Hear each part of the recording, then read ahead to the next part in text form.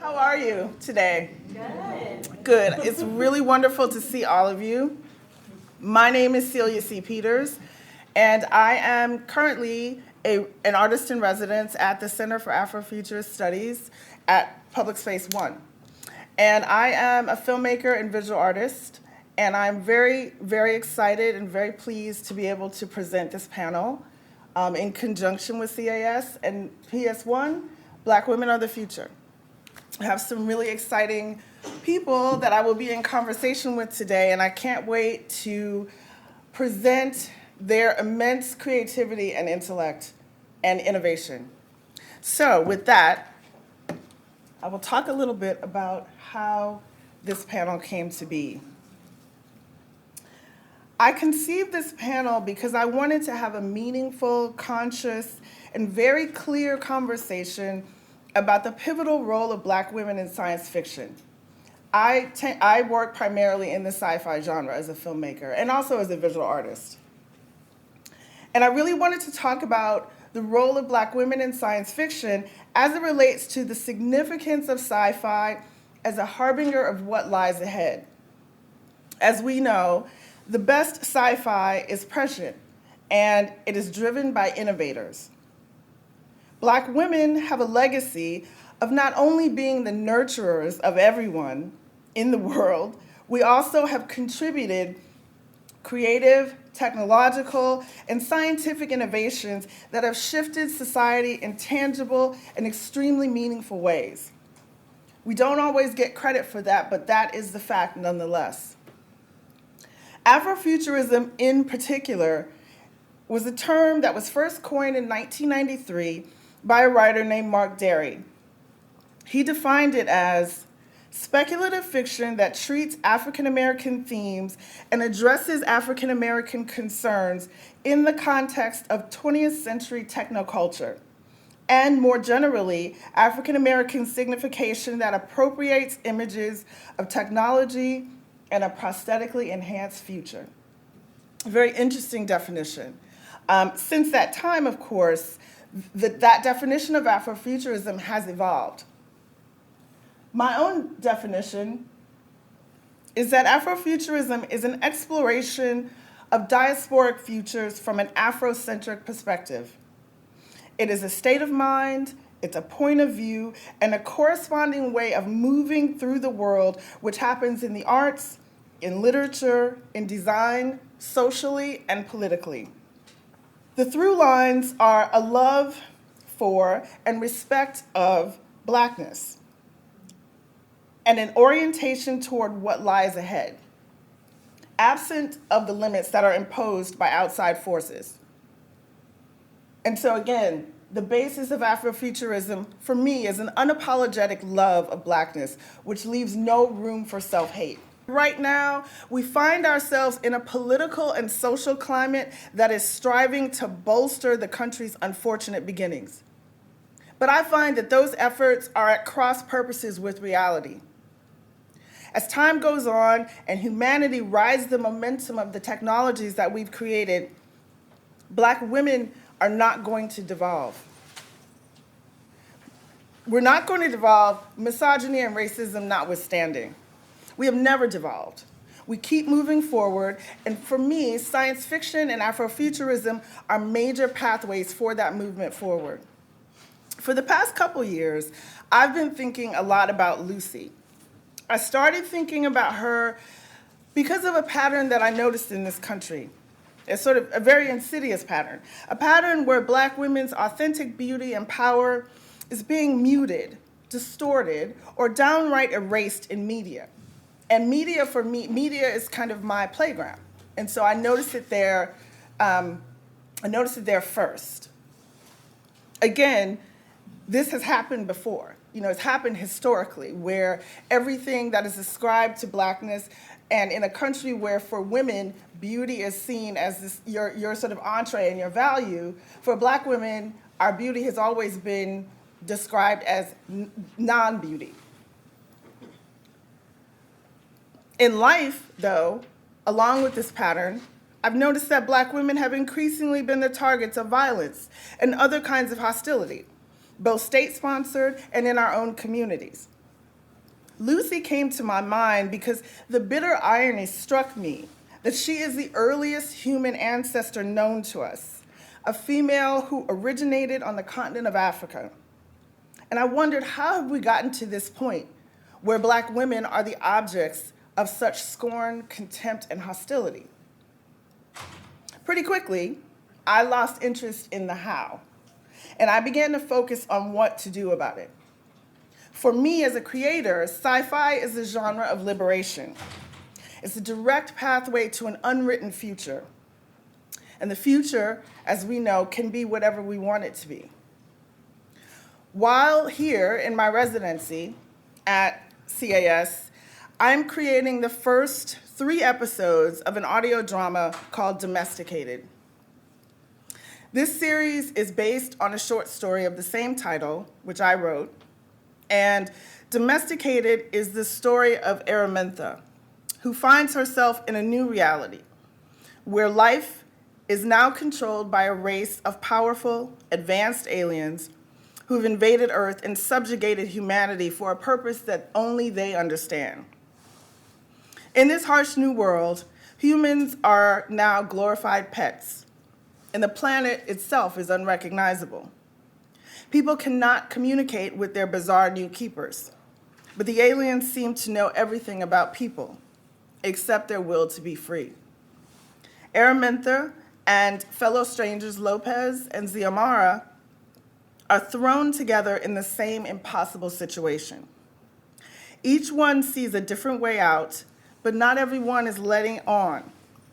And at the end of the day, they all need each other if any one of them is going to make it. I am very grateful and very excited to have connected with an organization like the Center for Afrofuturist Studies and Public Space One, to have the kind of support that they give for not only my vision, but the visions of others who are seeing things from this perspective, who are looking forward with an attitude and a spirit of pride and creativity and innovation and determination is amazing. I'm very, very grateful for that. I'm very glad that others will be able to experience it as well.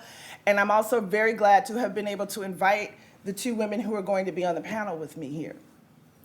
I am a filmmaker, an artist, a lover of science, a futurist, and an optimist. And I rebuke racism, chauvinism, misogyny. So here we are. Thank you very much for joining us.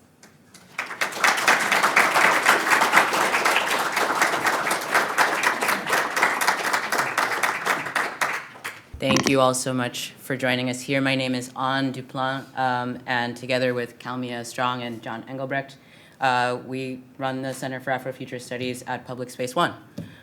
We're so happy to have Celia Peters here and to also have Ingrid and Sheree here for what we know is going to be an amazing conversation. And we want to let you know that you can continue to follow what we're doing by signing up for our mailing list. Our excellent cast fellow, Tiffany Tucker, is putting on a salon if you like dancing. It'll be going on in the next, I think in April, but you can find out kind of exact details about that by following us on Facebook or joining that mailing list. And then next spring, we'll have an exhibition up at Public Space One by curator Jamila Hinson. So just keep tabs, and it's amazing to see you all here today.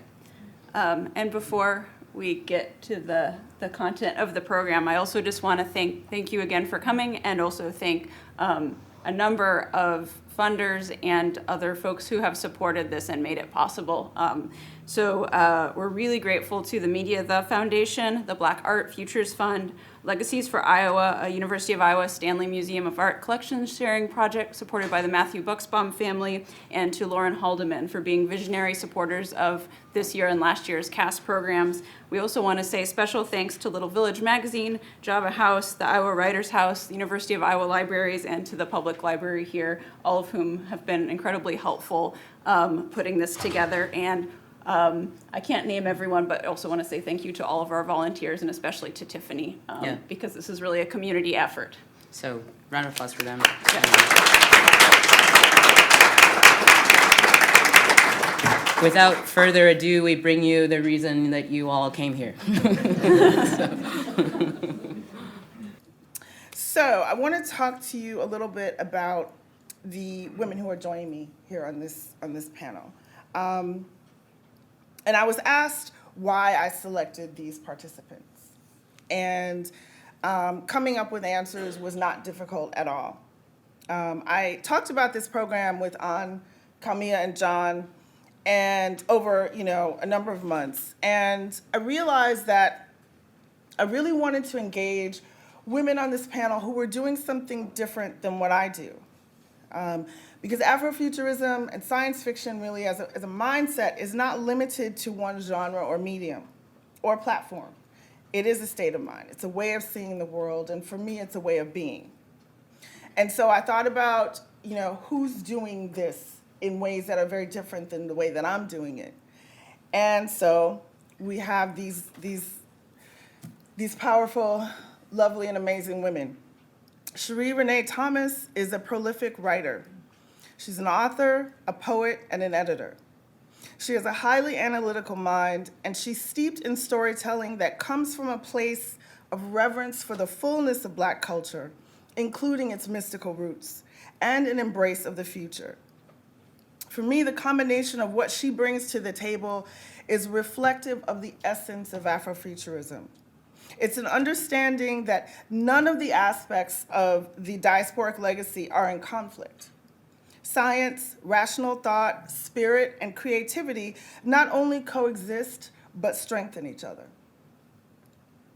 Ingrid LaFleur is a powerful social technologist and futurist who is also an artist in her own right, and a curator who can present the artistic visions of others.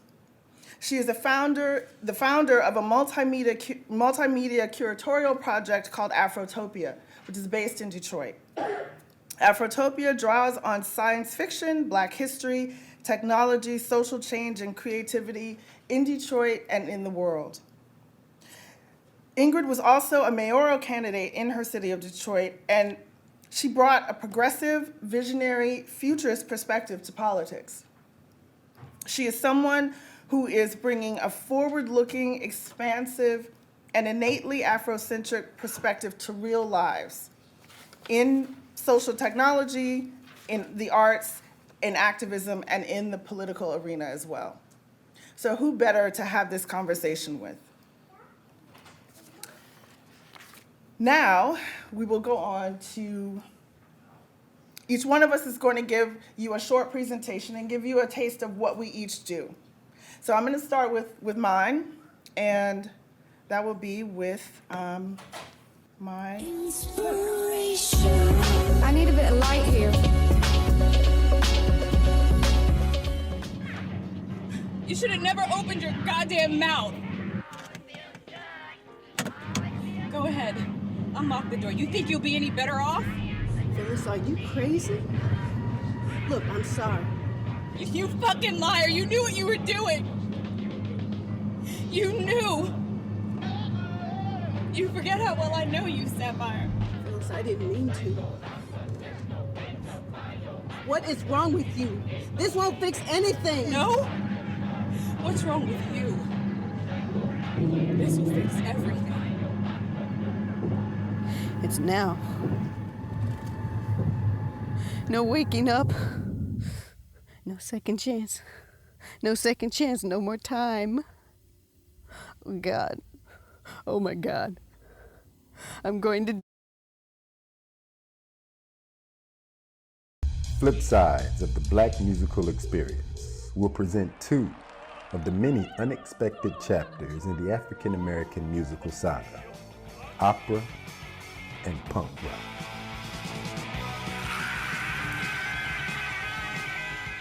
Through the lens of the Black artist, both opera and punk share an outsider status that attracts creative spirits marching to the beat of their own drums. This program begins with the songbird, Matilda Ciciaretta Joyner Jones. On the other side of opera's opulence is the gritty discontent of punk rock. Segment 2 of this program highlights a revolutionary Black band from the Motor City, Death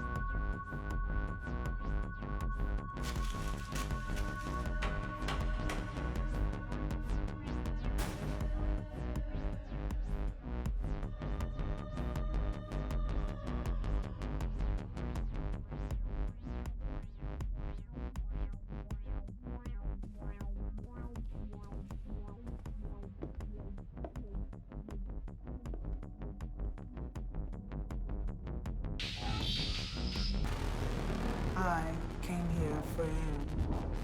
You did not flee far enough.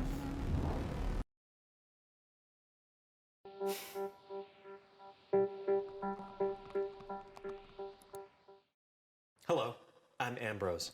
You've entered Mind Expansion Level 1 program, Grammar Module, English version. How are you? I'm fine, Ambrose. You? Wonderful. This program is property of Expansion Corporation. Program creator Roxanne P. Jones.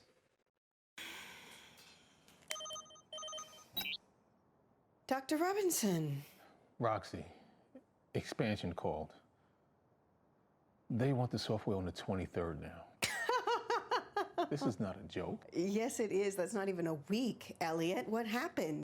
This program will teach you basic grammar. I walk to the table. The subject of the sentence is I. The subject is a noun.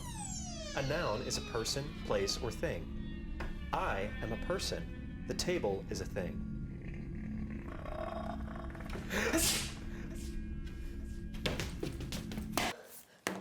What the shit?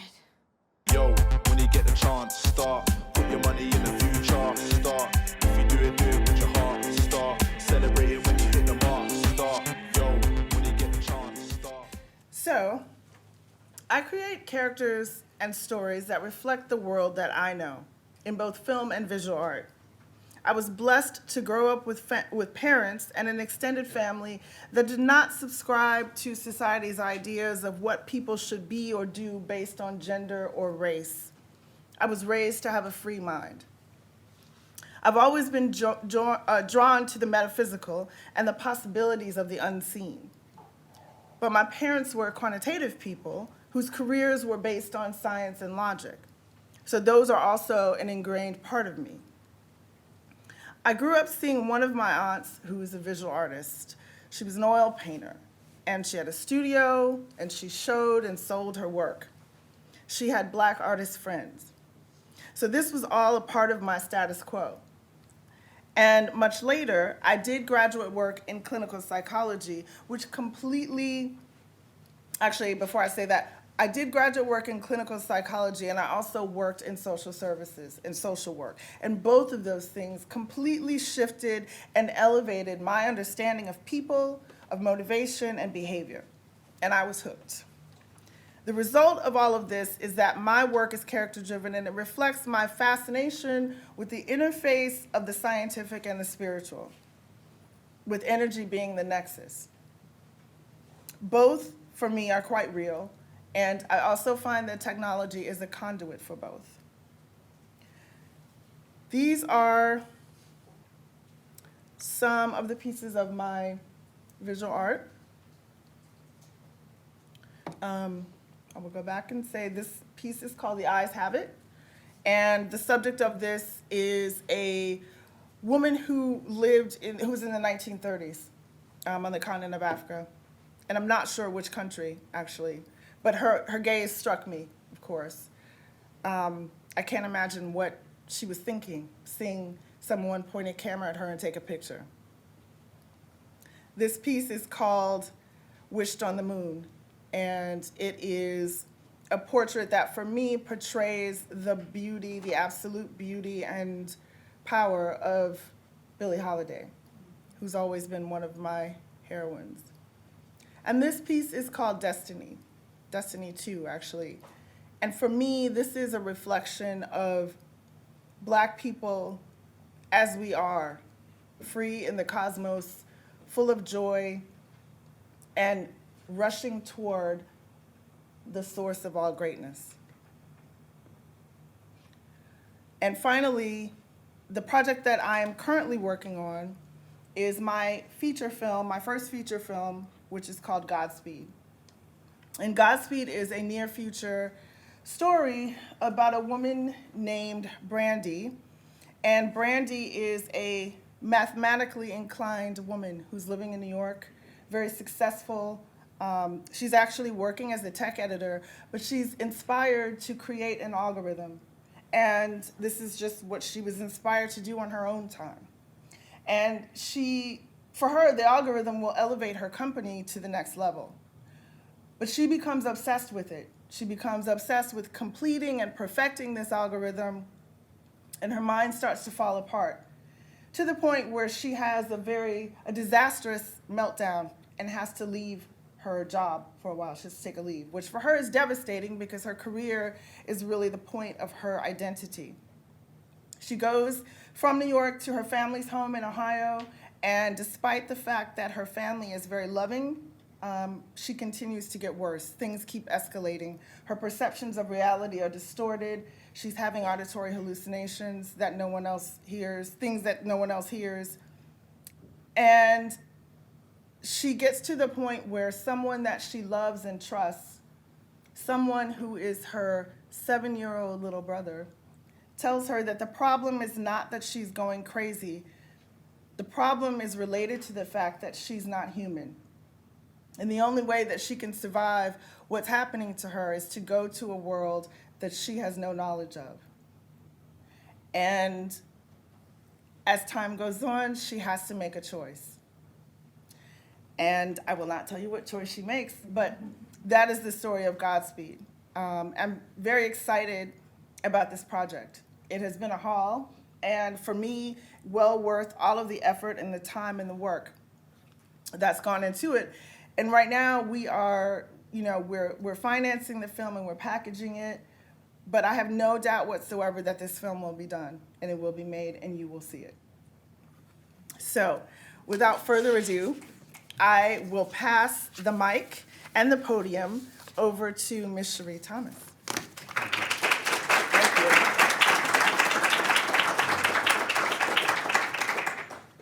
Hello. First of all, I want to say thank you to Celia for thinking of me and bringing me to this wonderful space. I had no idea there was a Center for Afrofuturist Studies, so that is amazing. I've told everyone I know.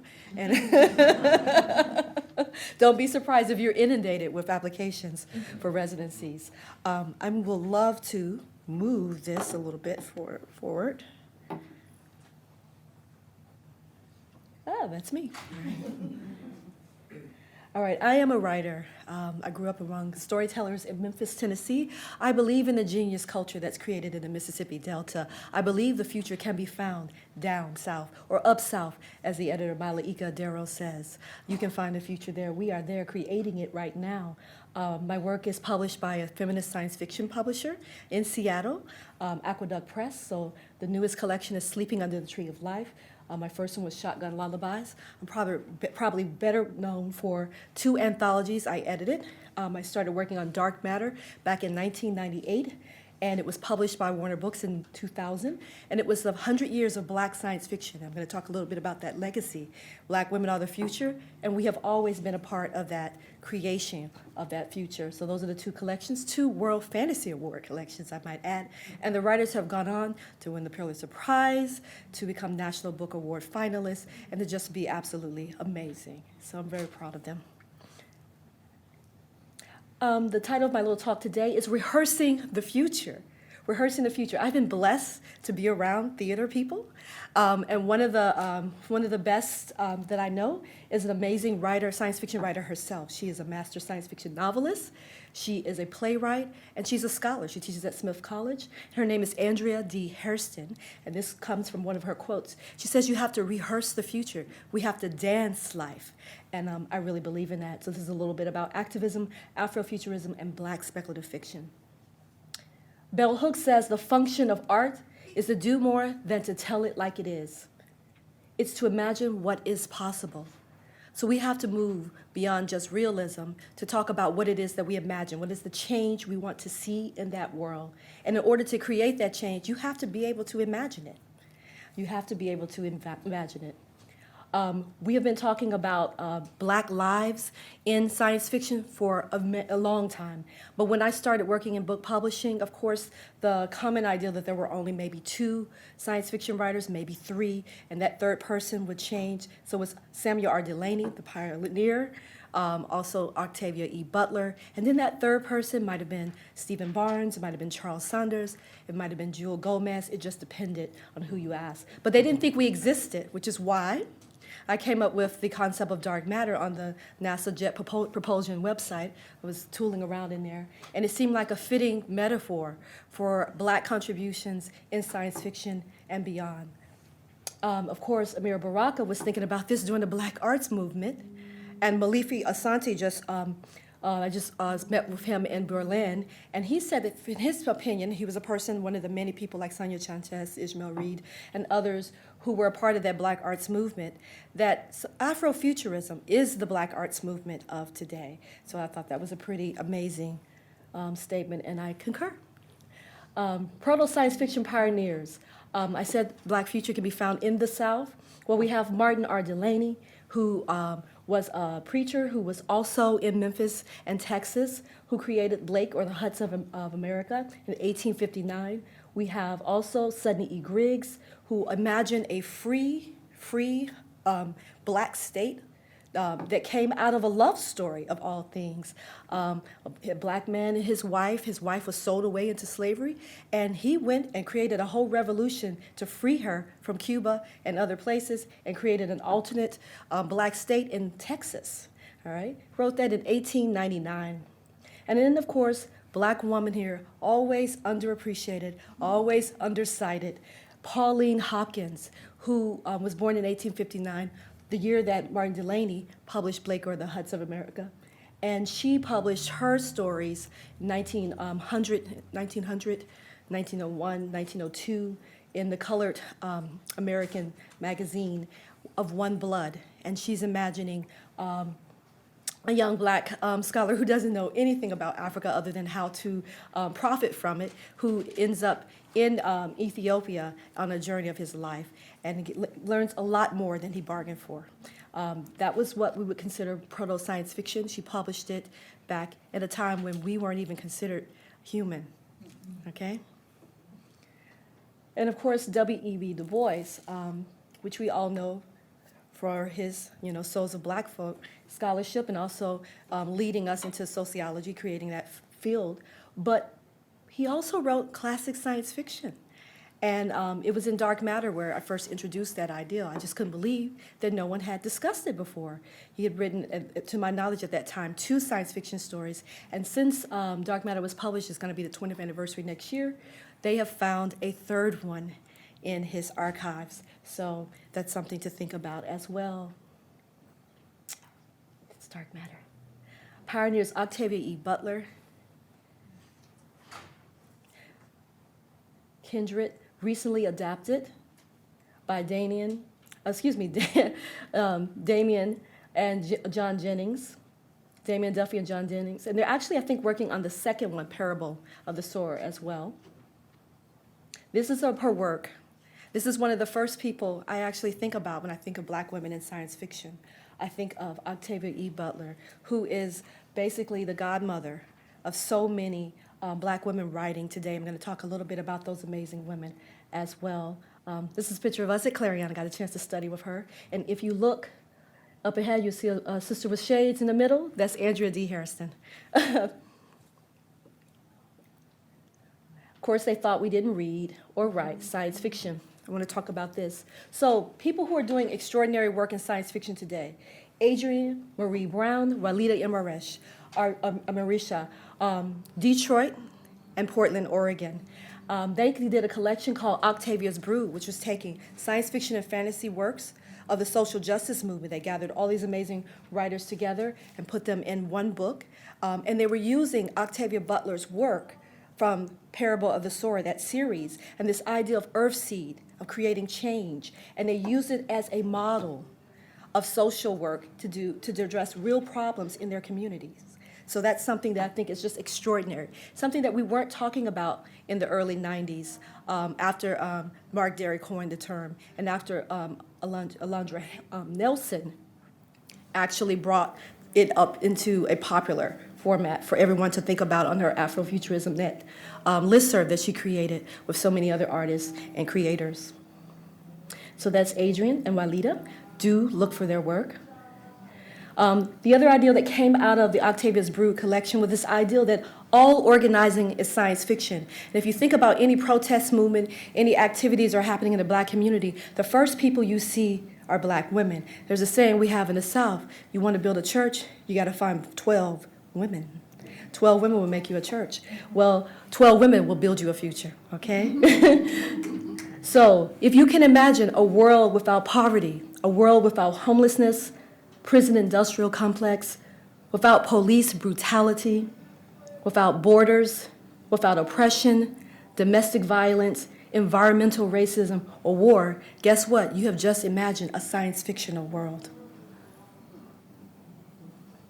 People who are doing exciting work.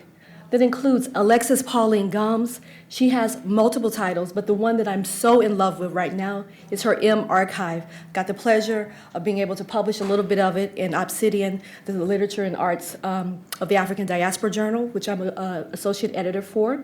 It's based out of Illinois State University, and in it she has a feminist from the future who is going back through the rubble of society to explain what happened to the world. And she's going through Black women's aesthetics and Black women's view on the world, actually, to piece together that information. And it's simply an amazing experience. It's multimedia and form, and you should definitely look for that.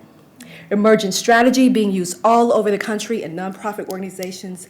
It was created by Adrienne Marie Brown. She now has her pleasure principle book that she's doing as well, which Ingrid's maybe going to talk about because she's featured in it as well. And of course, Andrea Harrison, and this is just her most recent novel, We'll Do Magic for Small Change, and she has a new one coming out from Tor.com. I always mention Walter Mosley. He's not a Black woman, but he loves Black women. And you know that from his writing, you know that from his art. In particular, this collection, Futureland, which I think is totally underappreciated, under-reviewed, thank you, under-celebrated, and definitely needs to be explored more. And I think it's underappreciated because it imagines some of the things that we're talking about. Because a Black future where people are thriving, not just surviving, where it's not just aesthetics, it's not just Janelle Monáe, dress fly, you know? It's actually, it's not like theoretical architectural, experiments, but actually creating healthy Black communities that aren't exploited, that aren't disinvested, that are aesthetically beautiful, that work and create whole people and whole families. That's not a project everybody wants to get in on. Can you imagine that? So it's not something that people want to think about, and he does the mind experiments in that book. Nadia Okorafor, Who Fears Death? This is my favorite, or was my favorite novel by hers. I'm really in love with Lagoon as well. Lagoon is really wonderful. But she is Nigerian American writer who is just doing extraordinary things in her fiction. So do check her out. And When the World Wounds, Kiini Iburu Salam, which is published by Third Man Books, is another amazing writer that I think that everyone on the earth should be reading, just because of not only just her lyricism and writing and the economy of prose that she has, but in her sensuality. Because how are you going to have a Black future and you don't have Black love? How are you going to have a Black future if you're scared to show a Black man and a Black woman on the scene together in the future? Think about the movies you've seen. There's usually one Black man and you don't see him connected to the black community at all, or one black woman, and the same thing is for her. But showing actual black, healthy, loving couples, that's a science fictional act in and of itself. But I'm told there's something I should be watching, so we'll be talking about that. And of course, right now, Nora K. Jemison, N.K. Jemison, I see all this like quiet applause in the audience, who is just making history by merely doing her work. She has an extraordinary mind, and she has a great love for us, for all of us. And that's the thing about black women in the future. We love the world, we love everyone. If you take care of the people at the bottom, you're gonna help everyone in the entire society. So I'm just gonna end with Nora K. Jemison right there, but I wanna thank you all for having me. Sorry.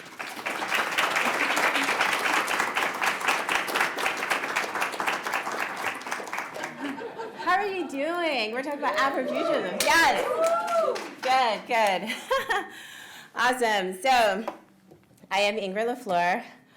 I'm a big lover of Afrofuturism, and I've enjoyed this journey that Celia and Sheree put us through because it brought back all the memories of being on the listserv that Alondra Nelson put together, and just experiencing the evolution of Afrofuturism.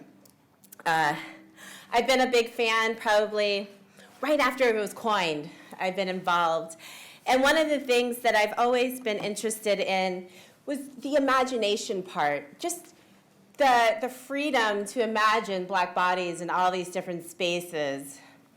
And so about 7-8 years ago, I moved back to Detroit and curator and decided to create Afrotopia because all the futures were being crafted aggressively still by white men, and Detroit is 85% black. So I thought Afrofuturism has to be present, but I really didn't know how it should show up. And it started with teaching people about Afrofuturism, what it is, and really introducing it to Detroit, and really understanding that I'm not necessarily bringing Afrofuturism or really introducing people to Afrofuturism. What I'm doing is awakening the Afrofuturist within you. It's already there. And it's just kind of like a reminder, or, oh, there's a name for that, or there's a whole community of people that I can find because of this label. But as Sheree has definitely pointed out, we've always been Afrofuturist. But the question is, when you're in a majority black city and you're dealing with deep poverty, how am I going to be asking beautiful children to imagine any sort of future? They're walking through neighborhoods that are decimated. There's litter everywhere, abandoned homes that are extremely dangerous, just sitting there rotting because the owners refuse to do anything or they're waiting for the market to change. When children are living without water, in Detroit they're cutting off water by the thousands, okay? So, you know, as a curator, I'm coming in like, let's imagine all these black futures, and people are like, I don't have no water. So, that kind of shifts things, right? Just a little, nothing major. So what ended up happening was I became, of course, deeply concerned about what's going on, really looked to the social justice community to inform me, because that's something that we have to always remember. There's always somebody working on the problem. There's someone who's already thought of a solution. So it's really about either, I don't know, tweaking the solution or supporting that. And I was more in the mode of supporting that. And that's why I ran for mayor of Detroit.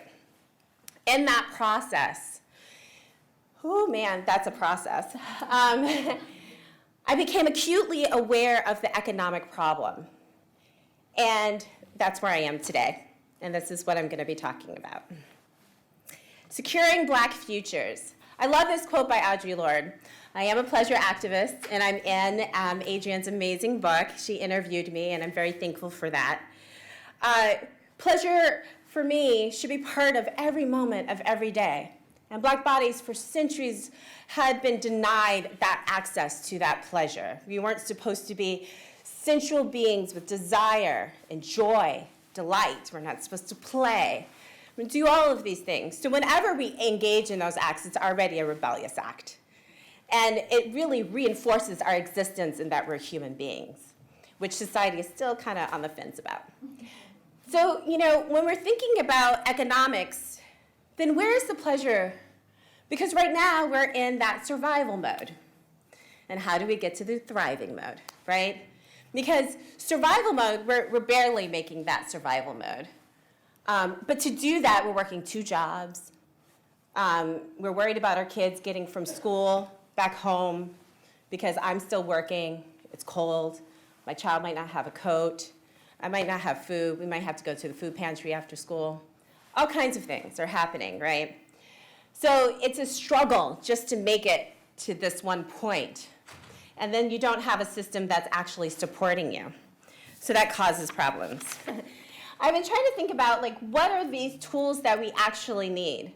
It's one thing to think about different policies, that can go into effect, but have they been economically viable for Black bodies? And for me, the answer has been no.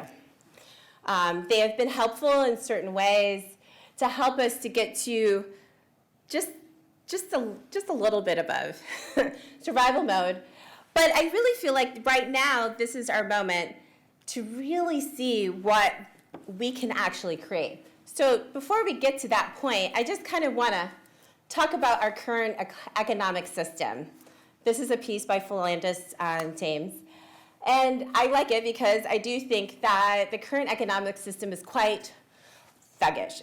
It's a bully kind of situation. It's forcing us to participate in a system that distances us from resources. So we're always managing. We're not part of the ecology. We're not part of this beautiful ecosystem.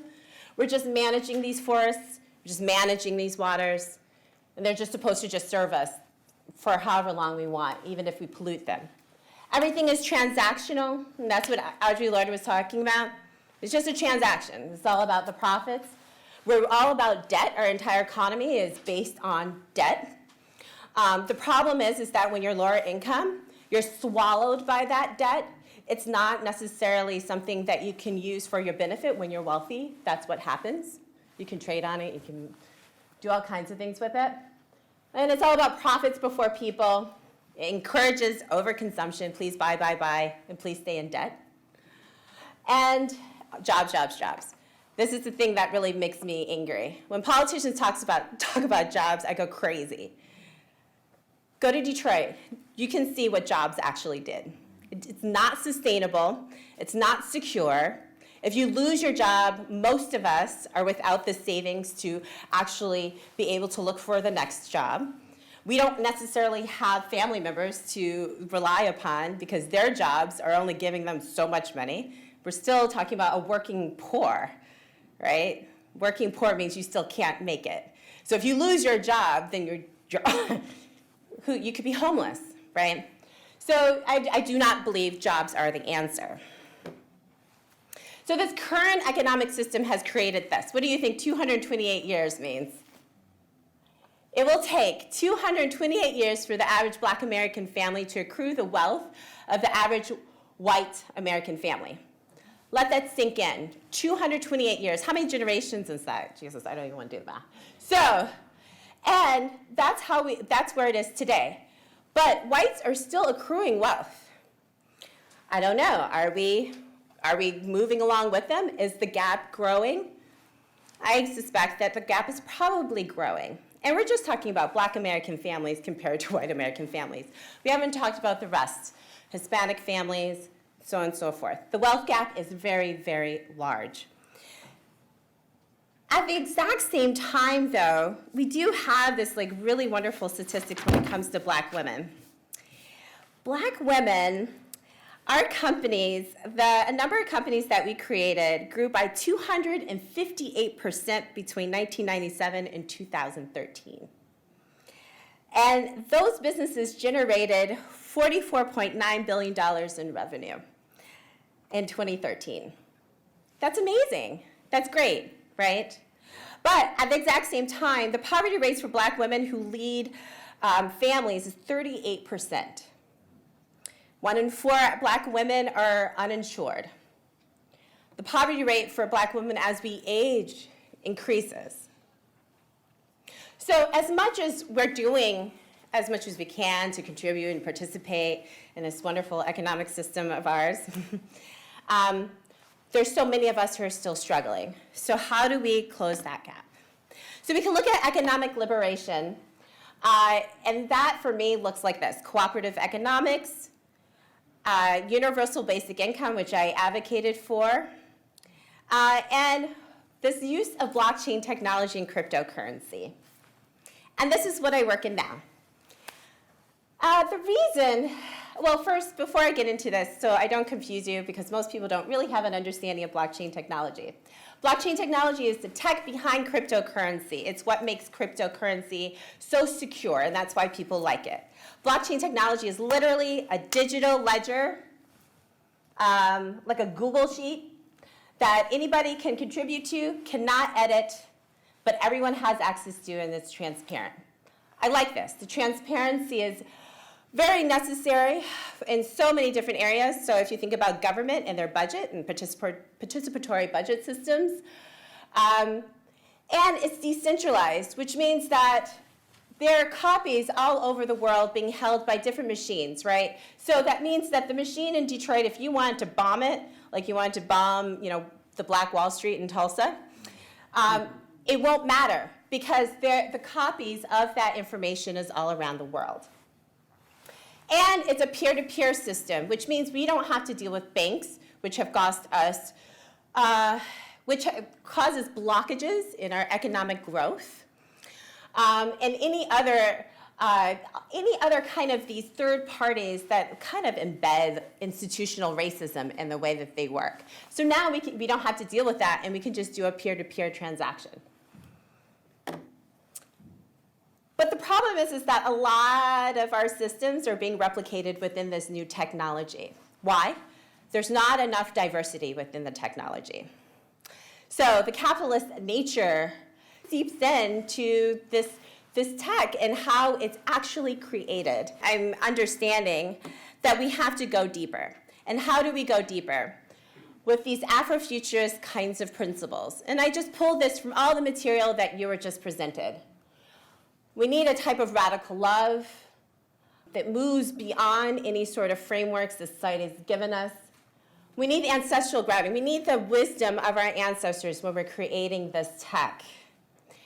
It has to be a co-creation. We need the diversity at the table.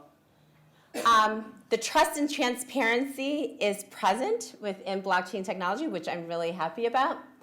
The experimentation is always present. So one of the things, as much as we're looking at creating new parallel systems using cryptocurrency, we're also looking at new government models. And we're playing with that, and I'll get into that in 2 seconds. And then it has to be pleasurable. I believe in cooperative economics. The resilience has to happen, and we always are evolving, not revolving. So this is not a revolution, this is an evolution. This is wonderful free market swap that happens in Detroit, and it's just an example of all of those principles kind of in one. This is a community thing where people bring, to have admission, you just bring one thing, you come in and you can choose as many things you want, and you can walk out the door. And this is how this person, Halima Kassel, also runs a time banking. So she's creating these alternative modes for supporting community. But then it becomes a question, this is my company, how do we do that using technology? So I am working to create a decentralized autonomous community. It is literally like a digital cooperative. Why? Because we can co-design an economy because I have the token, that cryptocurrency. The co-designing of an economy is super, super exciting for me because it also means the co-designing of a government system to manage that. And it's literally the people. It's no one else, just the people who decide to participate. And I can talk about it more when we're doing a Q&A, but I have to stop talking. But here's my information, and please let me know if you have any questions. Feel free to contact me. Thank you very much. So I guess I'd like to ask each of you, and jump in whichever one wants to answer first, what does Afrofuturism mean to you? But for me, it is Afrofuturisms. It is a philosophy that people are constantly recreating and modifying and adapting based on where they are in the world and based on what are their specific issues. So Afrofuturism in Memphis may look very different than Afrofuturism in Philadelphia or Afrofuturism in Berlin or in Birmingham, UK, or in Rome. Very different. Or on the continent of Africa, okay? Where Afrofuturism may be more about economic policies changing over time, not just the visual arts and culture and music and fashion. So it's a philosophy. It could be a way of life, or it could be multiple approaches to problem solving. It is creative problem solving. The main thing that I've seen from its origins as a term or what have you, it's moving beyond translation of Black culture to white majorities. It's moving from being so self-conscious about the white gaze and what it means. And in terms of academia, in terms of scholarship, it's rooted more in Black communities. It is a grassroots, global movement that has many different hands working on it. And we are resisting, I think, a rigid idea of what it is or what it should be. But it is almost always now centered by Black people and what they think is important about what's their future is going to be. And also reimagining and revisiting what the past is, because you have to have the Sankofa approach to it. You cannot build the future if you don't have a sophisticated understanding, a truthful understanding of where you've been. So I just learned this morning that Mark Derry is white. The writer who coined the phrase Afrofuturism. I didn't know that until today, honestly. And so I knew about his article and all that, but I didn't realize that he was white. And so all along, for me, that definition has the agency, Black people's agency, is a core part of what Afrofuturism is. And I didn't, I don't think that necessarily when he wrote it, regardless of whether he was white or Black, it didn't really seem like that was a part of it necessarily. He's a cultural critic and a poet. Right. With punk origins, I just learned, which is amazing.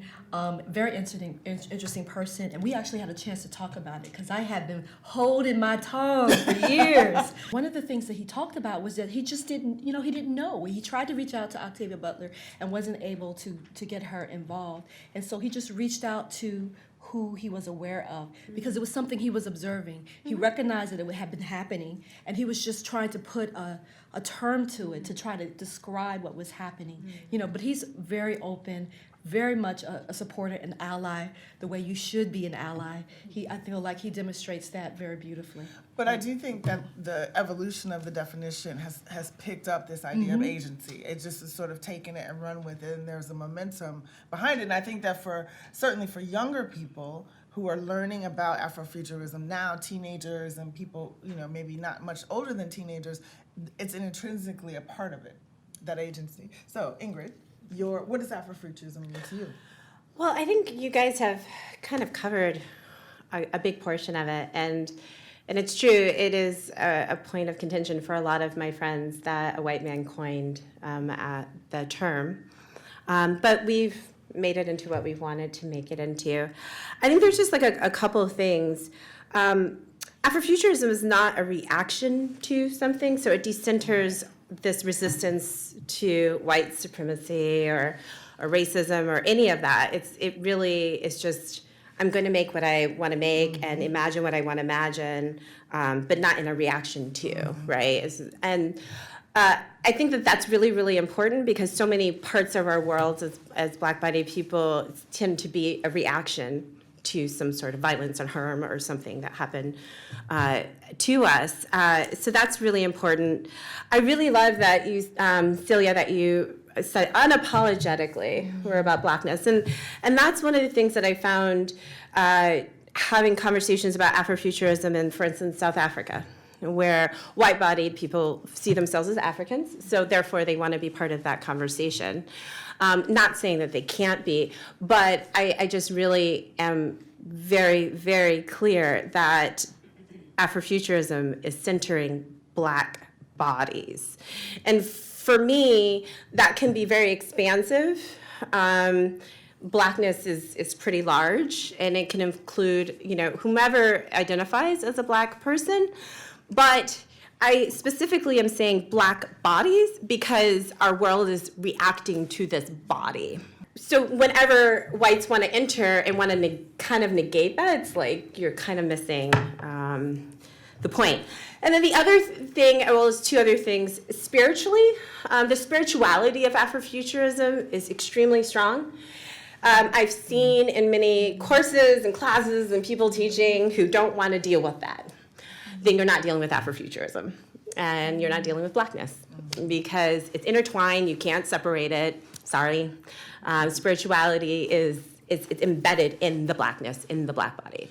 And then finally, what I really love about Afrofuturism, it helps us to really take a hard look at time. And I really love the work that Rashida Phillips is doing, and so many people who are like playing with time. Nnedi Okorafor does that really well with language, moving in and out of time, and how she describes like a paved road. It's just so beautifully elegant within this kind of more traditional space. So time in Afrofuturism, it kind of collapses onto each other. So past, present, future becomes these multi-dimensional kinds of realities that we move in and out of, kind of like in our daily lives, because we can be imagining something now as we're sitting here. We can smell something from somewhere else, right? So to me, it's a more accurate way of how we're existing and engaging in this reality. And that is really important. So when we say Afrofuturism, we definitely are looking at Black bodies in the future, but it's not a same future to me as it would be in this very linear Euro-centered way of engaging time. Blacks who were brought to the United States and Blacks who originally were retaining their own spiritual practices that they had on the continent, and how those things are very quickly outlawed by people who did not understand them, who didn't know exactly what was going on, but they knew that there was power there. And so that had to stop. And so I think part of that is spiritual connections that are very different than what Christianity teaches. And it doesn't exclude Christianity, but there is an embrace of a more holistic way of seeing the world and relating to the world, relating to nature, relating to each other. My next question is, when we look at global history, and in particular the places where slavery and colonialism have shaped our legacies, what, for each of you, is the historical significance of Black women's powerful participation in sci-fi, futurism, and speculative thought? So that's, you know what I mean? Like, yeah. I know it's a big question. You asked the question earlier, and I thought about it, and it's like my mind resisted it in a way. Really? It resisted it because it's like I would have to go through our entire history of being in the diaspora. I would have to go back through across the waters, over the Middle Passage, through the Middle Passage, to get, to do it justice, and I didn't want to. I want to be in the future where we're free. I want to be in the post-colonial. I want to be in a space where we are complaining about our utopia. I hear you. So people that came to mind, of course, the amazing sister who was playing with trees, in defiance, and risking her life to do this. It's like all these different people. We are always there. There is no moment. There is no act of liberation that took place anywhere in the diaspora at any part of the time continuum that Black woman wasn't present. And I'm thinking about like a body of work that I love. I love magical realism, or the original term, the marvelous real, that comes from a Cuban writer, Alejo Carpentier, right? And he was a historian initially that was trying to write about Haiti and the independence movement. But when he started digging in and doing that research and doing that spiritual work that Ingrid was talking about and looking at it, he realized that the tools that he was given as a historian were insufficient. They were not enough to do justice to what took place in Haiti to create that successful slave uprising. He had to look at voodoo. He had to look at the rituals and the things that motivated the people to take that risk and to risk their lives in order to be free at that moment in time. And it was a black woman who led that ritual, okay? It was a black woman who did that. So we are always there. And I guess my mind got overwhelmed with all the moments in time. I could talk about Harriet Tubman, Nalo Hopkinson, and Upinder Mihan co-edited a collection that I'm in called So Long Been Dreaming, Post-Colonial Science Fiction and Fantasy. And that's a quote from Harriet Tubman. She was talking about that freedom that she had been so long dreaming of. You know, we are always there, you know. So I don't have any specifics in terms of our places in colonialism or what have you. Just know that if anything was going down that was significant, we were there. A black woman was there. Yeah. And I just say, and listen to Zora, because Zora told you. Zora Neale Hurston told you. The mules of the world or what have you. You know, the principles that I pulled I think are very maternal, and I think it's really coming from watching and listening to like Adrian and all these, and reading science fiction by women. That all of that came from, really. I'm full on inspired by the strength of black women. When you're talking, the first thing that came to mind was this woman, forgive me, I forget her name, but she was a slave, and she decided to escape, and she basically hid in this like kind of crawl space in a house. Harriet Beecher Stowe. Oh, okay. Yeah. Was it Harriet Beecher Stowe? No. Which one? Was it, say it? Jacobs, Harriet Jacobs. Thank you. It was a Harriet. So I think, so it's that. Nothing. Because it was like, that's all right. Anyway, No. so, but it's that, this constant imagining of a freedom while witnessing the enslavement of your family and the people that you love. For years, she stayed in this crawl space. I forgot how many years, but it's...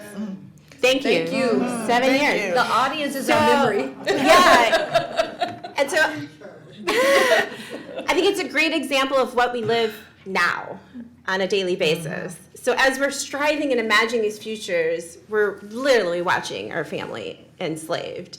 And how do we kind of bridge that gap? And this is what we're trying to do, I think, through Afrofuturism. But it weighs heavy. I think it weighs heavy on black women because we're head of households and we are raising their children. And this is why I make meditations and things to make sure that our bodies stay as balanced and as healthy as possible. And I think that, one of the best parts about black women in activism is bringing in this idea of self-love. So it's like while we're fighting, we need to be loving ourselves. And they've just done such an amazing job. And this is all within the Afrofuturist space of really reminding us as we're imagining, make sure you're loving on yourself. That's Afrofuturist in itself. Yeah, and I find that interesting because I've noticed that is something that within the past, 5-7 years has become sort of a staple. And you see people and hear people talk about it very openly and very sort of matter-of-factly. It's not a specialty, it's a thing. It's a thing that needs to be a part of your everyday existence. My father's side of the family is from Ruralville, Mississippi, Sunflower County. And that is where Fannie Lou Hamer came from as well. And I think about if she is a model also of that because she had gone through such trauma. She wanted to be a mother and discovered that her local doctors, they were sterilizing them. And she had been rendered, unable to have children, to bear children. And that was just a thing that they chose to do in that community and had been doing it for a very long time. It also has happened to indigenous women, to Native American women as well, forced sterilizations, often without their knowledge. And so when you think about how she came to her activism, it came because of the way that she was being treated as a person on the planet. It was that black body. And I know there's a recent conversation about stop using the term black body. There's one. Because it furthers in the dehumanization of black people. But this ideal that because of the black body and the responses to it, it was police, it was all the slave codes came from that. A lot of our legal codes and definitions come out of that as well. And the law is applied unevenly based on your body and gender, or what have you. But that is how Fanny came to become this voice in the movement that she doesn't often get that kind of credit, I think, that she should get. You know? So let's think about what you just said about Fannie Lou Hamer's experience of being forcibly sterilized without her knowledge. And let's think about that in the context of creating stories. And when we look at stories that are very, entertainment content that's very popular now, we look at something like Game of Thrones or something where there's like a sort of sprawling timeline and there's generations and there's time that goes on. Think about how revolutionary, how radical indeed it is as an Afrofuturist storyteller for you to even tell a story about multiple generations. Coming from a perspective, and as an American, from a place where you live in a country where at certain points, women in your family were forcibly sterilized. I mean, that in and of itself, that's astounding. And it really brings a lot, like more dimension.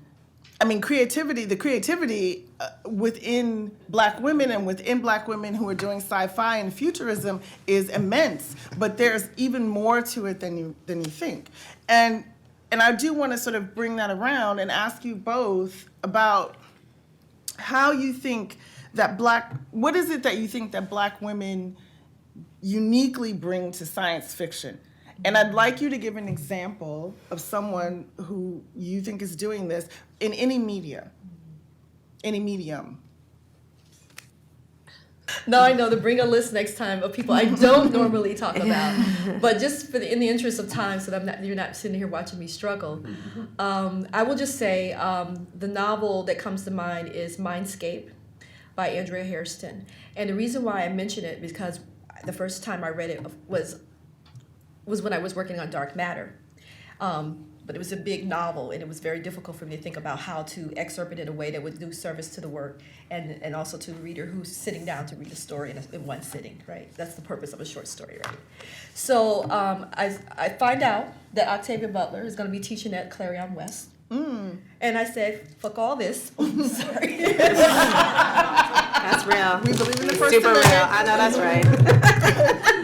I'm going to Clarion West. I mean, I had been seeing it in, Localist magazine and all that, and everybody and their mom says they went to Clarion West. It's a science fiction workshop, 6 weeks. You drop out of your life. You're in Seattle for 6 weeks. Every week you have to write a short story, a beginning, a middle, and an end. And you give that new baby up to a complete strangers, 15 or 16 people from around the world, and a writer that you admire most or an editor that you admire most, and they tear it apart. And you go back and do it all over again. But that was the model then, 1999. It has since become more holistic, and they don't tear it apart. They are there to build and create and grow, so it's even better. But when I was there, I met Andrea Hairston, and she was working on that novel, Mindscape. All right? And the thing that struck me about it was that in her work, she not only managed to bring in all of the power and the concreteness of science and scientific thinking and the law of physics and all of that good stuff that, hard science fiction. Right. She also brought in Black vernacular. And this idea that we are these multiple things, that you can have a Black woman scientist who knows how to code switch, okay? That they exist. I mean, I was sitting in workshops where people were debating with me, like, how can you have a person who's intelligent that speaks with a Southern accent? Really? Real conversations. Real conversations. I had students when I was teaching at Frederick Douglass Arts Center who came from major MFA programs in New York City, who came to our classes because they were getting that kind of critique in better language, of course, more eloquent language, but still very dismissive. And they were trying to write stories about us. And they weren't imaginary people. They were people that they knew. People who had a lot to share and give and had a lot of experiences, but they did not present in the way that traditional literature says that you're supposed to present, to have these roles. So she had characters who spoke German, who also spoke Yoruba, who were fluent in spiritual practices that are often dismissed as suspicious or scary or what have you. All of this in the place where the world has been separated by 4 barriers. She did this before Stephen King wrote his Terror Under the Dome books, I might add. And it was just astonishing to me. And I said, this is what science fiction can do. You can be all of these things in one place, and it can make you think and feel and believe, you know. That's what I wanted to try to do. I mean, so that's one person that does it. In terms of visual arts, there are a ton of artists. Krista Franklin out of Chicago, just gives me so much inspiration. Wanagichi Mutu. Thank you, girl, because I was going to call her Geechee girl. So I'll just stick with one person. I love your list, so I co-signed that entire list. All of them. So Nnedi Okorafor is one of my favorite writers. I had the pleasure of presenting with her in Las Vegas, and that was like, yes. I tried not to be too much of a fan. And I mentioned her before, and I think the reason is because Who Fears Death is so, the nuances, it's amazing. The love, the romantic story is unique because the woman stays in power and the man is there to really support and help her grow her power. What? Like, can I get one of those? So, I think that alone was just the journey of that was amazing. But when you think about like Binti and other stories that she's written, in terms of how she brings in the tech, but still in this hyper-traditional kind of African space. So people are still wearing their traditional kind of clothing, but flying a spaceship. And then being self-conscious when being in space around other people about what they're wearing, like the dust from the desert or things of that sort. So it's the same kind of thing. It's like we're, as much as we may evolve within technology and science, our cultural traditions will still kind of remain intact, is basically what she's saying. And there's still going to be possibly this way of when we're diversifying, there can be tension. We may still have to, protect ourselves, guard ourselves, or not. It just depends on how we evolve. But to even have the thought experiment is really beautiful. And I just love the journey she takes us on. So I want to add mine, because I didn't answer the question. With Octavia Butler, who is a very easy answer, but I want to focus particularly on Fledgling, her last work, which was about a vampire who was in the body of a small girl. And I love the fact that I found that novel so disturbing. I loved it. It disturbed me. And I didn't know what to do with it, except I recognized the beauty of it. And there were many elements. It's a very complex novel, but I think it was genius, the way that she was able to tie all that up. And of course, it was published after she died, so I couldn't even ask her about it. I couldn't even ask her any questions. In terms of visual art, I will say there's an artist who is an Afro-British artist named Lena Victor, who does this really beautiful, these huge canvases, and all of her canvases incorporate gold. We send spacecraft up that has a gold album and other gold pieces because no matter where it goes in the universe, it will remain intact. And for me, her work sort of captures the majesty and also the beauty and this other sort of cosmic element within an Afrofuturist context of imagery. And then there's another artist who is a Canadian named Kaylin Michael, who's doing really, really beautiful work. She's a visual artist and also a graphic designer. And she does really interesting work. Some of it looks like collage and some of it looks more like painting, but she's speaking to a future. She's speaking to a future where Blackness is central and where diasporic aesthetics are also integral to all of the work. And I think those things are really, are really important. And just to touch on what you said about the uniforms, about Okorafor's work and just this whole idea of maintaining or retaining cultural elements, there is kind of an assumption made, right, that in the future, we're all going to have on these Star Trek, these, one piece, these jumpsuits, and everybody's going to have on this thing. And everyone's ethnic identity, all of their origins will be sort of erased. And we're all like in the future, which doesn't make sense. And for people of the diaspora, adornment is part and parcel of who we are. No matter where we are, no matter what part of the world we landed in, adornment is central to how we present ourselves in the world. So there's no reason to think that would change in the future. That's very interesting. Yeah. So, enough of us, or more of us, but with you. Hey, Tracy. How long? Oh my gosh, Yes. It's been a minute. We've known each other a long time. I'm interested in your thoughts on Afrofuturism, how that dovetails into the notion of Pan-Africanism in terms of cross-ethnic African cultures and unity, basically. And for Ingrid, I have a question, which is, and you may have addressed this earlier. I was thinking a lot about Dahlgren when I was listening to your comments and how Delaney made this world that was based on an anti-technological premise and a barter system, including sexuality and all of that. But, how do we negotiate the non-fetishization of technology that's particularly Eurocentric or just whatever? But, like in your comments about cryptocurrency, I immediately think, who owns the servers?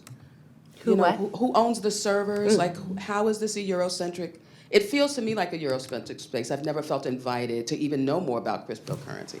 And so I'm interested, besides yourself, your singularity proves the point. But I'm interested also in how it's not, this fetishization of technology is also something that's deserving of question, like just because it's new don't mean it is helping. So I'm interested in the idea, the way that Delaney flips that. What your comments on that, and particularly Sheree about your notions of Pan-Africanism and Afrofuturisms, plural. When I think about the future, and I think one of the more science fictional concepts I can think of is an African continent with all of the nations completely being dedicated to their prosperity and just completely reversing what is the present and what has been the historic, at least since colonialism, reality, all right? So what we know of is that I can go to Iceland or flow through Iceland, or I can be in Belgium and they will celebrate their chocolate. But we know that there aren't any cocoa trees in any of those countries, right? Okay? I can go to Rome and I can have a delicious cup of Italian coffee and be reminded that that's not Italian coffee, that's Ethiopian coffee, right? Sad. And then I can go through Somalia and hear people complaining about pirates. Oh my gosh, the pirates.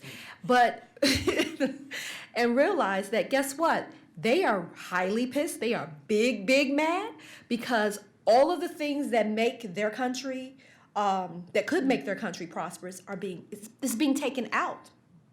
The wealth is being extracted, right? At their expense, and they don't see any of it.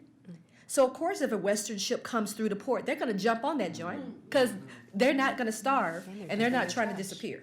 So when I think about the future in the science fictional concept or the futures, I'm thinking about all of these countries. It's 55, right? 55, I believe, including the new Sudan. Right. All right.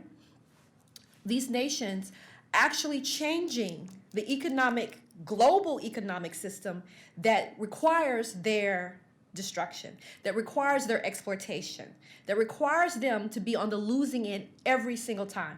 There's a country I want to visit, all right? Very small country called Gabon. I was told I'm gonna have to bring a whole lot of coins and bags of money because the French own the ports. And everything that goes in and out, they exact a huge price. And because oil companies have sat up there, and most of those people have a lot of money that work there, so they're not really that upset about the price. But the local people who live there are just being soaked, So I have resisted, kind of going because I'm going to be a part of that process, and I'm trying to figure out, what's a better way to get through there. But this idea of you have an African continent where almost all of the resources of the world are coming out, including the cobalt that we use for our cell phones and everything else, being mined by children who are suffering, whose families are suffering, and that's okay with us as a world. That's okay with us. If we change that and say it's no longer okay, and we make the moves that we need to make sure that we are more equitable, and that we resist policies that depend on the exploitation and the destruction of whole generations, then that will be one of the Afrofutures that can have a rippling effect around the world. And what about the diaspora? Because they are a part of that voice. Each nation has to discuss what that looks like for them. It's going to have to be a political movement in the sense that they're going to have to change who their leadership is. Because the reason why it continues is because they have leadership that siphons off some of that wealth and looks the other way, while the rest of the population suffers. Yeah.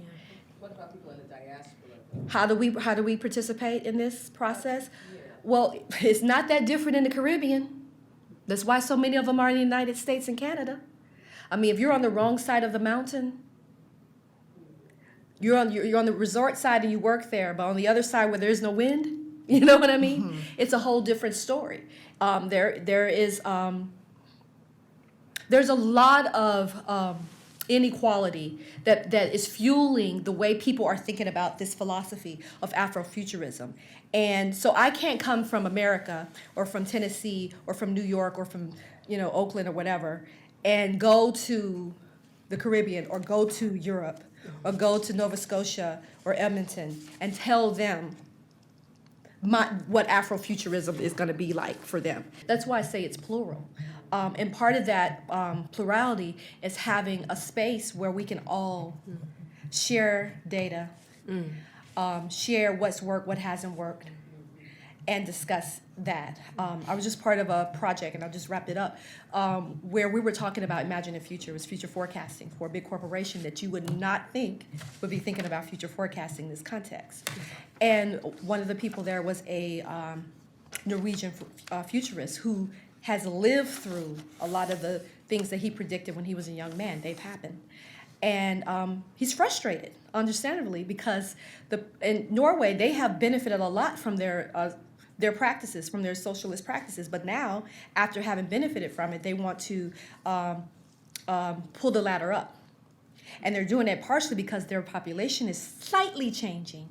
There are browner people coming in the country. So he's watching this play out, and it's very frustrating for him. And one of the things he kept saying during our project meeting was, ask Norway. When we would come up with ideas, he said, well, we tried that, and this is what happened. We had to ban private hospitals in Norway so that we would have excellent health care for every citizen, because there would be only one system in which you could practice medical, care and health. Wow. And so we would get all the excellent people, right? And everyone could benefit from it. But if you have a private system, then they're just going to siphon off the good people, and the rich people are going to be the only ones who have get care. So he had a lot of things that they've done. And his whole Ask Norway is something that I would see us doing on this African diasporic level of sharing information, what practices we have tried, what experiments that we have done, how it worked out, how it failed, and how it can be changed and adapted in all these different communities, using possibly Earthsea and some of those other science fictional works as, modules. There's absolutely no reason that Africa should be in debt to anyone. Quite honestly, it's so resource rich. So your question, Dahlgren, I definitely assigned Afrotopia has a book club, and definitely read Dahlgren. I thought it was a perfect book to read in a city like Detroit, where it's super similar to the book. Not so much now, but definitely when I first read it, and I have yet to finish it. And if you don't know Dahlgren, it's like the Bible of sci-fi, and it's like 1,000 pages, like 1,000,000 pages, and I'm at one. No, I'm just playing. But I really love that book. So, technology. We need more Afrofuturists. We need more people there, present, having the conversations with the developers and the engineers in the space, really helping to kind of expand the conversation. So what I've come to learn is that there's a lot of philosophy behind tech, and that philosophy is usually libertarian, this kind of radical free market kind of notions and things of that sort, that they feel that tech can just solve all the inequalities, right, and just go away, which of course is extremely laughable. And this is why we need to be present. And this is why I do the work that I do. I know that it is white male dominant, especially in the United States. And I know that they have these ideas of liberation and freedom, which I think comes from a good place, but does not apply to everyone and probably won't necessarily work for everyone because they don't really want to shift the consciousness. I like this idea of being with the tech and then, taking a break from the tech, but it's very difficult to get away from it. Plus, I think it's been very beneficial in being able to have these kind of diasporic kind of conversations, connecting with other people around the world. And it's helped, because of the innovation of internet, it's helped us to empower ourselves. You can start a business on your own. You can do so many things without having to ask for permission, or we don't have to wait for somebody to let us in and to have access, which before the internet, if someone said no, that was it, right? And so now it's the same with trying to find a loan for a home. They're trying to create these things in blockchain so that we don't have to deal with these third parties that they know is a block for so many people who want to accrue any sort of wealth or just power. Blockchain technology was literally created with the mindset of making sure that I have ownership over my data, and that I can have more power in my participation in an economic system. To me, that is something that Black people have been searching for, this power in an economic system.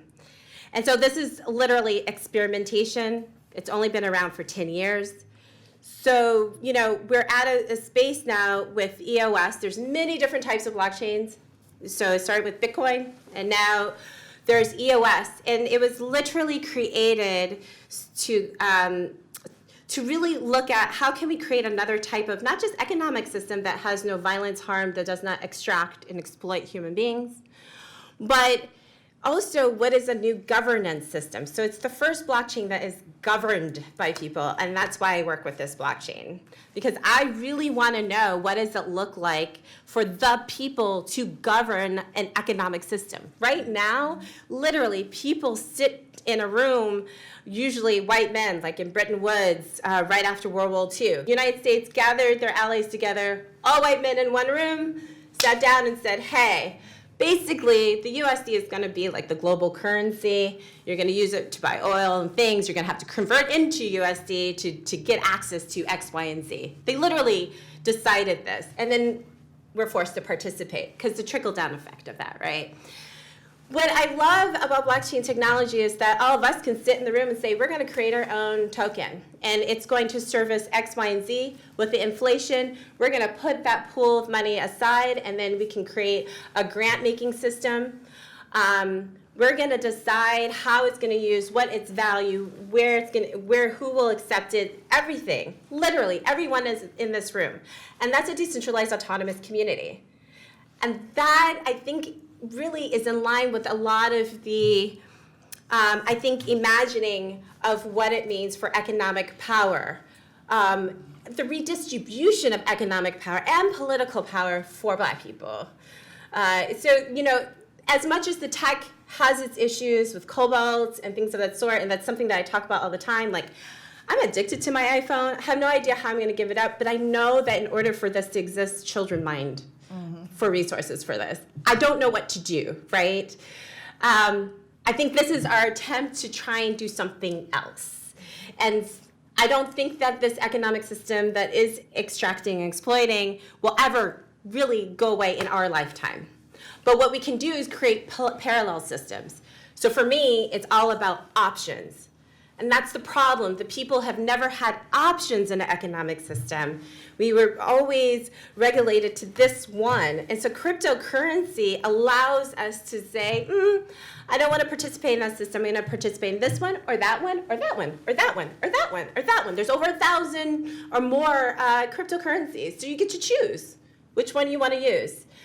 I like that, it's the options and our ability to really co-design our own economic system according to our needs is really important to me. And this is why I work in that system. And that's why I'm inviting all Black people and women to the table. And that is also, you said something about not feeling invited. And that sort of strikes me about something, again, that is inherent to Afrofuturism, is that you don't need to be invited. You know what I mean? If you recognize the power or the ability for that technology or that system to work for you, then it's about just doing it. And so even if that means taking it and creating it outside of whatever everybody else is doing, it's just doing it, because in the current context, if it's something great and good, you're probably not going to be invited. And just getting back to that quote about there is no capitalism without racism. It's just, it's a competitive game. And I think that's really exciting. So we just have a little bit more time, but a question. Okay, I got one back in the room here. You mentioned Fannie Lou Hamer, and one of the advantages of being older is I went to Howard, and we gave Fannie Lou Hamer an honorary doctorate a few years before she died from when our class was. And it still brings me to tears because, of course, she said, I'm sick and tired of being sick and tired. Yeah. And she understood it as an environmental justice statement and a political statement. And at graduation, she said, you don't know how much this means to me. To be honored, to be loved, and to be shown love by your own means everything. That wasn't the question. And I'm glad you brought up the Bretton Woods institutions. But I think one thing that we need to put on the table, I just got back in the last 36 hours or so from Belgium, where I was speaking last week. And it's funny she mentioned it, because we were in the room Carnet de Palais, which is after King Leopold, who's met to divide up Africa and to disperse the commodities and the resources among the European states. And we lived with that, and I say we in a very big sense, for at least 120 years. And it wasn't until till really changed telephones. In the early 90s, if you wanted to make a call between Kenya and Uganda, that call went through Paris. All those calls went back through Europe.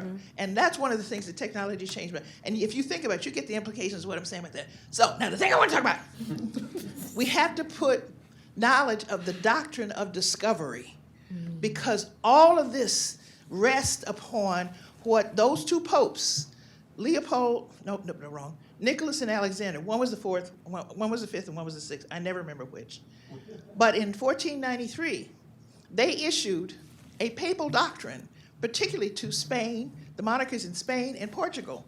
And the output of that was to say to Henry the Navigator, to Vasco da Gama, and all those other dudes, I have a piece that is a divine directive that any people we encountered, and people was in quotes, we have the authority to enslave them and to take all riches that we find in any country and take it back to its rightful place as directed by God in Europe. Now that is just a plain flat out racist based, not a political statement as much as it is a financial one. And we need to understand it in its hard, cold. We have lived as in the last 400 or 500 years as a result of that. And that needs to be on the table because, and I will stop because I see the clock. And this is what part of my message was when I was in Belgium last week. We need a whole lot more truth-telling up in here. And until we get some truth-telling, the Haiti Revolution, Henri Crissat, Toussaint Louverture, and Dessalines, they made France tail their tails under their butts and leave. The Louisiana Purchase was not a brilliant thing that Thomas Jefferson created it. It was a fire sale. So we need to put some, it was. France was anxious to leave. And so we need some perspectives that we haven't brought to our youth, to ourselves, over too many generations. The ambassador from Haiti came up and kissed me after I said that at the UN. He said, I didn't know anybody in the United States understood that. But the people in Haiti understood it, and they understood even when George Washington Williams, the first black ambassador from the United States, who was the ambassador to Haiti and who was a historian, put all that together. I'm not talking anymore. Probably. You're going to have a much richer understanding of the future if you have an understanding of where you come from. And so certainly in this country and in the West in general, but especially in the United States, we have an issue with education in the sense that it does not exist in a truthful way in this country, despite the monies that may be poured into it, or actually monies that are not poured into it. It is not doing what it's really supposed to do. It's not doing what it says is doing. So, but that does not preclude us from creating in the future. And I think that Black women are exceptionally adept at doing that. I think that, you know, gender notwithstanding, Afrofuturists have a way of dealing with what we have right now and what we know right now. And sometimes we don't necessarily know the history, but we can feel it. You can feel when there's a falsehood around you, when you're living in a falsehood. Take that and take the angst and the annoyance and the discomfort that can create and create your own future. As Sheree said before, she didn't want to answer that question about historically what Black women have brought because she wanted to deal with the future. And that's what Afrofuturism does. It's a pathway to do that. Because you can create a future that includes history as it existed or not. And I think for people who have been saddled with the history that Black people have been saddled with in this country and in the West and on the continent, there is great liberation in that. Not to be in denial at all, but to free yourself, because I find that what happens here oftentimes is, I think many of us have had the experience of as a student, you get to, you know, how Black people are dealt with in American history, and it's the one picture, little lithograph of Crispus Attucks, and then it's slaves. And that was it. And it's always sort of talked about with this kind of hushed, you know, sort of like it's a shameful thing. And I think many Black kids have been made to feel shameful about it when the reality is people who enslaved other people should be ashamed. That's where the shame lies. And so if you're coming from that and that's sort of been your grounding, to be able to say, you know what, as you said, F all this, I'm doing something from a completely different perspective. That is liberation. That's one kind of liberation. It's not the only kind, but it is one kind of liberation. It is, absolutely. It is part of flipping the script because you are taking that weight off. You're just brushing it off and going forward. And it doesn't change history. Yes. Despite the fact that every single day we woke up and we put on our shoes and we walked out and we went to work, they were pissed. And I think that then we also have Afrofuturists who are incorporating the past, who are knowledgeable of history, and take the strengths of the past and the strengths of Black history that aren't necessarily taught in school, and using those to craft a future that is built on authenticity and truth, that's coming from an organic kind of evolution. And I think that's something that, you know, a lot of Afrofuturists are very, very skilled at. And that's why that genre is blossoming in the way that it is. And I think that as the sort of nurturers of everyone in this world, Black women are particularly stars at doing that. I think that, you know, that is something to celebrate. And I'm glad that we've been able to talk about it. And I'm getting that nod like, Thank you so much to you. And we invite you to join us at 5:30 at Iowa Writers House. We'll have kind of food and beverages, and if you want to pick these guys' brains a little more one-on-one, you can do that. Thank you. Thank you.